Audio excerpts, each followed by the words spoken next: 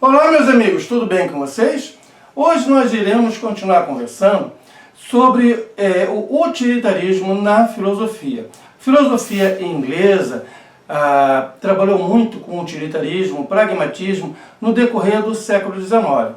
Tivemos nomes como Jeremy Bentham, o James Mill, John Stuart Mill, e hoje nós iremos aqui conversar sobre o James Mill, que nasce em 1773 e vem a falecer em 1836.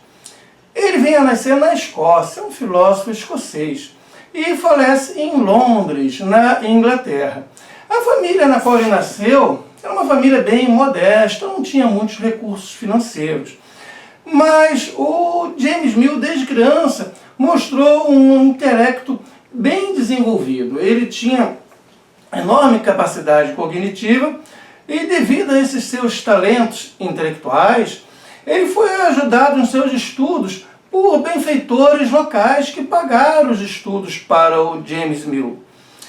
E de 1790 a 1798, ele estudou na Universidade de Edimburgo e estudou teologia, vindo a se licenciar como pastor presbiteriano.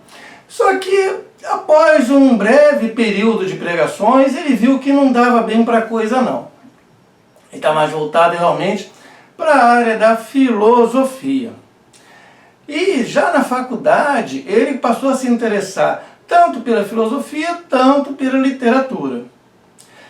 E o James Mill, para sobreviver, para ganhar dinheiro, ele atuou como tutor de filhos de famílias nobres. No ano de 1802, conjuntamente com um de seus benfeitores, o Sir John Stuart, ele segue para Londres. O John Stuart é um parlamentar e ele há de ajudar bastante a família de James Mill. Chegando a Londres, o James Mill atuou como editor e escritor, tendo bastante destaque nessa área. Em 1808, ele há de conhecer uma pessoa que há de influenciar muito a ele, que é o Jeremy Bentham, e nós temos vídeo aqui no canal sobre o Bentham. Porque o Jeremy Bentham é tradicionalmente considerado o fundador do utilitarismo. E o James Mill é considerado seu principal discípulo, seguindo avante e organizando o utilitarismo. Em 1817, ele vem escrever um dos seus mais importantes livros, que é a História da Índia Britânica. Ora, este livro, a História da Índia Britânica, há de lhe conseguir um emprego na Companhia das Índias, o que vem a ocorrer em 1819. Ele entra nessa companhia como funcionário, porque ele demonstrou ter um grande conhecimento sobre a Índia, e lá ele vai fazendo carreira, chegando a um alto cargo. Fica a vida toda lá trabalhando na Companhia das Índias. E o James Mill é um fortíssimo defensor do liberalismo, sabe? O liberalismo clássico, e também do utilitarismo que vem lá do Jeremy Bentham. E quando eu falo em utilitarismo, o que eu quero dizer? Eu quero dizer que tanto o Jeremy Bentham, tanto o seu discípulo James Mill, eles buscam maximizar a felicidade e o bem-estar social por meio de princípios que sejam racionais. Olha, todos os processos cognitivos, sabe, o que se passa aqui dentro da nossa cabeça, podem ser explicados, segundo o James Mill, por meio de associação de ideias. Uma ideia se encontra com outra ideia e elas vão se associando. E isso há de explicar tudo que ocorre aqui na nossa mente. Porque, segundo James Mill, a nossa mente é totalmente passiva. Ela não exerce uma ação direta sobre coisa alguma.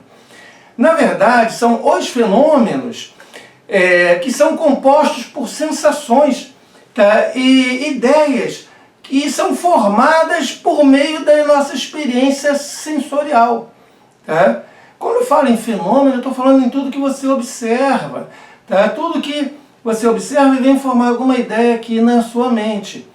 Então, todas essas ideias que você possa ter na mente, tá? No fundo, elas se originaram de sensações que você teve aqui no mundo circundante, a partir dessa sua experiência sensorial.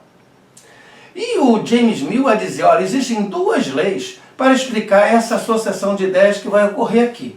Tá? Como a gente elabora o nosso pensamento, sabe? Como é que você se estrutura naquilo que você pensa. Ele vai dizer, olha, as ideias se associam de dois modos. Uma, por contiguidade. Quando eu falo em contiguidade, na verdade, eu estou dizendo que as ideias hão de se juntar quando elas estão próximas no tempo e no espaço.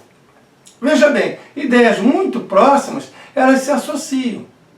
E a segunda forma, a segunda lei das associações de ideias, seria por semelhança, ou seja, as ideias que são semelhantes a outras ideias também se associam, se vinculam.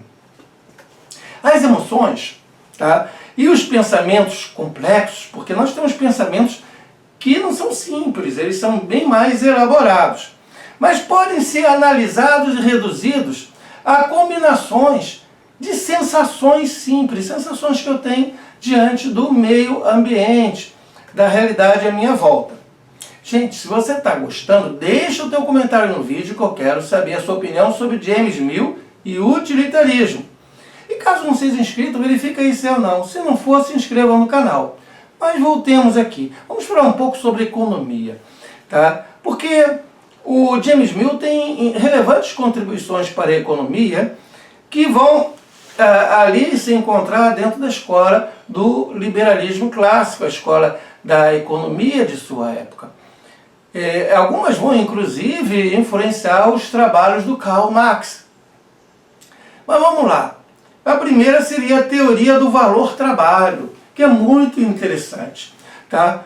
Porque ele entende que o valor de um bem, seja lá o que for, qualquer coisa que você tenha na sua casa, uma roupa, óculos, tá? Qualquer bem que você possa comprar, que o valor deste bem seria determinado pela quantidade de trabalho necessária para produzi-lo.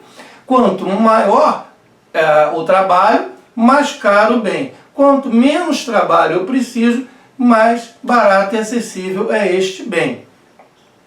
Então é a teoria do valor-trabalho.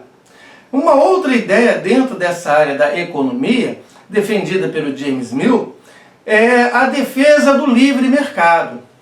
Ou seja, que ele entende que a concorrência entre diversas empresas, entre fábricas produzindo produtos semelhantes, que esta concorrência é essencial para desenvolver a eficácia econômica e a maximizar o bem-estar social.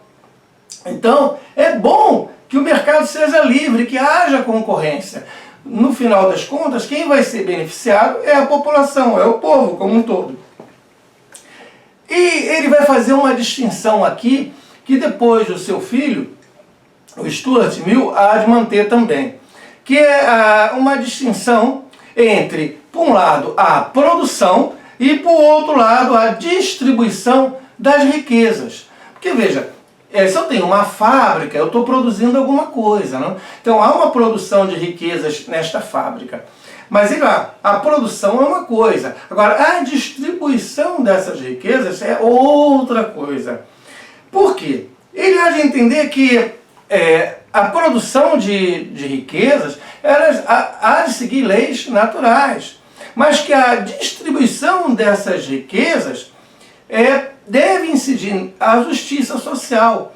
Ou seja, como essa riqueza será distribuída para todos. Então aqui há de se pensar também na justiça social. Então temos a produção e a distribuição de riquezas, essa distinção. E o James Mill, ele há de defender também um governo democrático representativo, semelhante ao que nós temos hoje aqui no Brasil, onde você vota nos candidatos que vão ser os parlamentares eleitos que vão defender as suas ideias. Pelo menos deveria ser assim, né?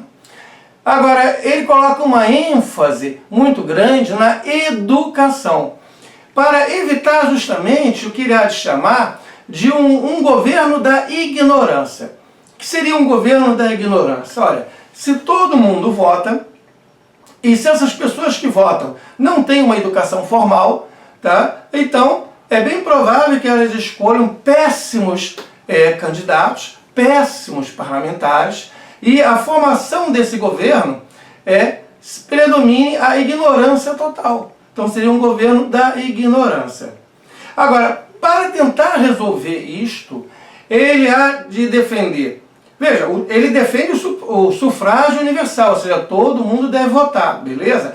Só que vamos dar uma ênfase na educação. Vamos educar essas pessoas que vão votar, para que essas pessoas educadas consigam escolher os seus melhores representantes. Então, o James Mill entende que cabe ao governo atuar para maximizar o bem-estar social, né? Mantendo a ordem e promovendo reformas sociais, né? Criando condições para o desenvolvimento da felicidade. Veja bem, felicidade para esses autores utilitaristas é resultante da soma entre, por um lado, do sofrimento e, por outro lado, o prazer ou a ausência de sofrimento. Então, por um lado eu posso ter castigos e por outro eu posso ter recompensas. O resultado disso, sendo um resultado positivo, é a felicidade. Ou seja, na minha vida eu vou enfrentar coisas ruins e coisas boas. Se o somatório disso predomina coisas boas, então isto é a felicidade. Tanto por Jeremy Bentham, tanto por James Mill, o cálculo hedonístico, o cálculo desta felicidade é puramente quantitativo. O James Mill há de defender, tá, o sistema, na época então comum, no século XIX, de haver a metrópole e as colônias. Por exemplo, na Inglaterra, a Inglaterra era uma metrópole, tá, e tinha como colônia a Índia, tá, era o sistema que predominava. A Índia podia comercializar somente com a Inglaterra, tá? E ele há de defender isso, esse sistema metrópole, colônias, a partir do seu entendimento sobre a superioridade civilizatória do Ocidente. Ou seja, temos aqui um eurocentrismo. A Europa é superior aos demais povos, porque tem um avanço tecnológico bem maior. Tá? E não só tecnológico, entra a questão também religiosa, filosófica, etc. Né? E aí, pensando na Índia, ele vai aventar algumas situações que ocorrem na Índia, como, por exemplo, o sistema de castas e outras tradições. Porque sabe, o sistema de castas, uma pessoa na Índia só pode se relacionar com uma pessoa da mesma casta social.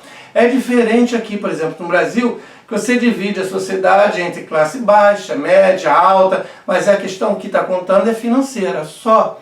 Lá não, é questão de nascença mesmo. Você nasceu nesta ou naquela outra casta.